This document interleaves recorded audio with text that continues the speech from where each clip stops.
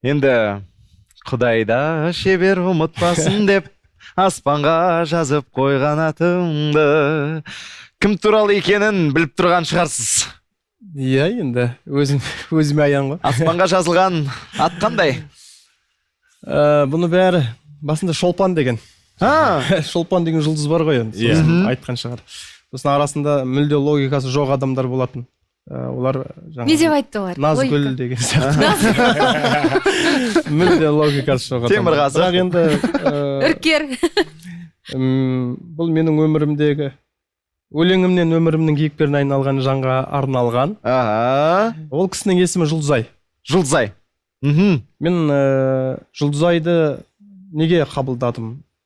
Осы өлең туған сәтте мен ауылдың сыртында арамыздағы болған әңгімеден кейін көңілсіз күйде барып отырып ой үстінде отырғанда енді жалпы адамға ойламаған жерден келеді. Иә.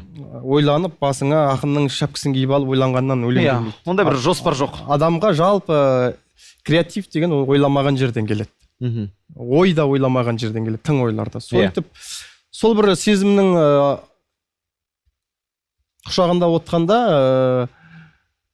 мен оны ұмытам деп өзіме серт беріп отырмын ішімнен. Мен оны ұмытам, мен ары қарай басқа өмір бастаймын, мүлде махаббатты басқаша елестетемін деген сияқты. Бірақ мен аспанға қараймын, аспанда жарқырап ай тұрады, және жанында жұлдыз тұрады. Енді ол жұлдыздың аты Өмірзая деп аталады. Ол бәріңіз байқасаңыздар, ай жаңа туған кезде жанында жап-жарық жұлдыз тұрады, және белгілі бір уақыттан кейін ол жоқ болып кетеді. Оның аты Өмірзая деп аталады. Сол ай мен жұлдыз тұрды да мен неге ол шынымен неге ол Назгүл емес, неге ол Ботай емес, неге ол Жұлдызай, неге және оның есімі аспанда тұр? Демек бұл менің тағдырым шығар деп. Ашық аспанда, мінекей табиғаттың өзі де ұмыттырмай тұр ғой. Құдайда басында енді андай ақындық амбициямен Құдайда қырсық деп жазғам ғой. Енді кейіннен бір жазылған өлеңді кейіннен қайтадан бір қарайсың ғой. Артық кемін іздейсің ғой. Сонда Құдайда шебер ғой деп, соны ұмытпасын деп оның есімін аспанға жазып қой деп.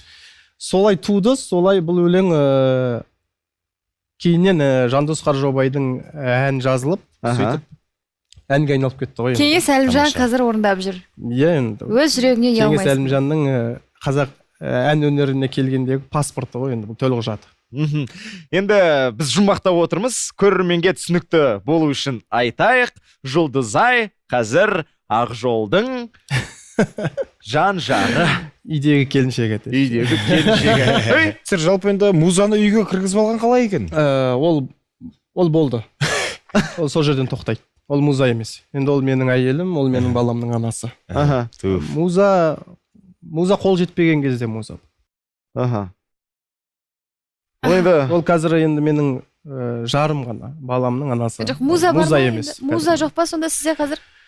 Муза екі кейіпте болады. Біреуі жанды кейіпте, оны өмірде бар, бірақ сенің қолың жетпейді. Екіншісі сенің өзіңнің қиялыңнан жасап алған жансыз кейіптегі муза болады. Мен сол жансыз кейіптегі музамен өлең жазамын қазір. Және қазіргі менің тақырыптарым ауысып кетті. Бұрынғы махаббат тақырыбы қазір ақырындап Мұқағали айтпақшы, поэзия махаббатпен басталып, парасатпен аяқталуы тиіс дейді. Менің өлеңдерім сол кішкене махаббаттан парасатқа ауысып бара жатқан сияқты. Негізі Мұқағали атамызды кейде өлеңіңізге де қосқансыз. Иә, жаңа өлеңнің ішінде бар. Біраз ол TikTokта тарады негізі. Тарады. Енді ол өз жүрегіне ұялмайсыңның соңғы шумағын қосқан жоқпыз әнге. Мен өзім қарсы болдым Әлімжанға. Бірақ кейіннен тарап кетті ғой. Ең соңғы шумағы қарамады ол ұшықталсам да, қара бастым-ау түсіп сарсаңға, Мұқағалиды тірілтіп алып, махаббатыма ішіп барсам ба деп аяқталады. Сосын бәрі өкпелейді енді маған, Мұқағалиды неге сен алқаш қылып көрсеттің, Мұқағалиды неге бүйттің деген сияқты. Сосын мен айтам, мен бүгін махаббатқа ішіп бардым. Бардым дағы отырдым қарсы қарап. Ол да отырып түрі жоқ хәл сұрамақ, сұқтанған жат көздерден жасқандым да, тайып тұрдым қашанғы хәлші дамақ деп. Кім жазды? Мұқағали жазды ғой енді. Мен де сөйтіп барғым келді махаббатқа. Менің ода кінәм жоқ. Хабарламаса да болады. Бір орындаймыз ба?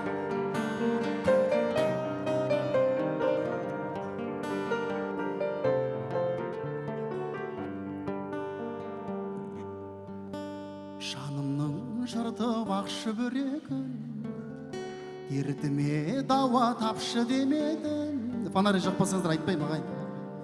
Фонарь жағыңыздар. Кеттік. Жанымның жыртып ақшы бүрегін, дертіме дауа тапшы демедім. Өтірік күліп өмір сүремде, өкініп тұрып жақсы көремін. Көрінген едің шуақтай маған, шөлдесең жаным бұлаққа айналам. Күйбеңің қанша қанжылатса да, сүйгенін бірақ жылатпайды адам. Мен сені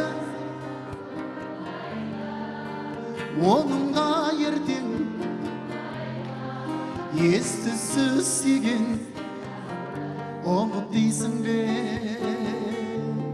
Ұмыту қайда? Мен сені құшқан оныңға ертең күні тумай ма? Ес-түссіз сүйген есер шағымды ұмыт дейсің бе? Ұмыту қайда? Ербол, пиано.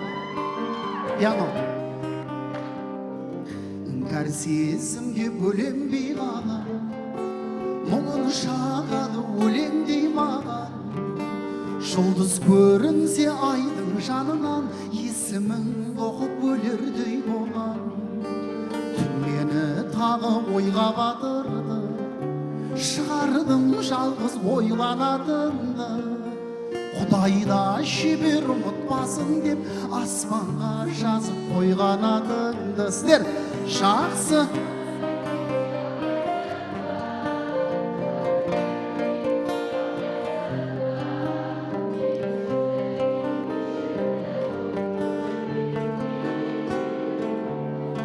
ұялмайсың ба? Жақсы көрем деп жей алдайсың ба? Жан тәнің менен сүй алмайсың ба?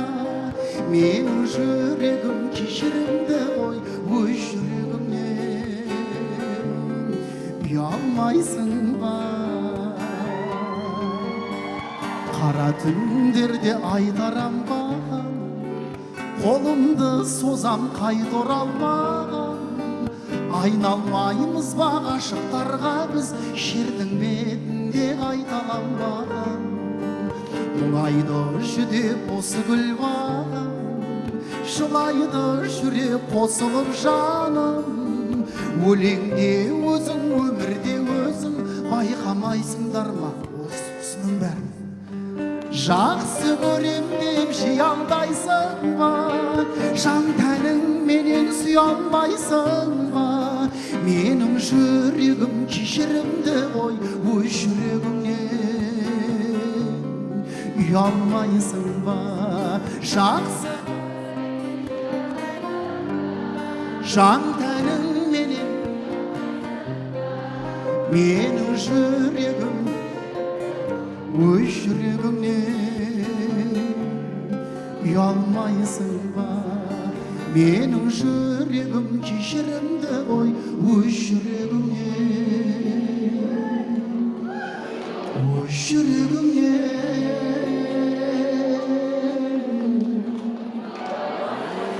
ұялмаймын ғой.